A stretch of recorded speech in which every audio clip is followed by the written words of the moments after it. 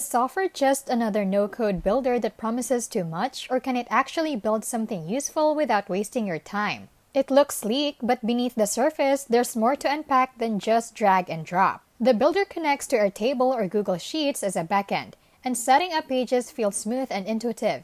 Creating a full web app with user login, gated content, and filtered lists can be done without ever touching a single line of code. That sounds perfect, especially for people who don't want to deal with complex setups or hosting. But there are limits. Customization beyond their components starts to feel boxed in. If you're looking for pixel-level control, you're going to feel it fast. There's also the reality that once you need advanced logic or dynamic workflows, you're nudged toward third-party tools or a paid plan. So, is Softr a waste of time? Not at all. For quick MVPs, client portals, or internal tools, it's fast and efficient. But for full-blown apps with complex behavior, it starts to feel more like a polished shortcut than a powerhouse.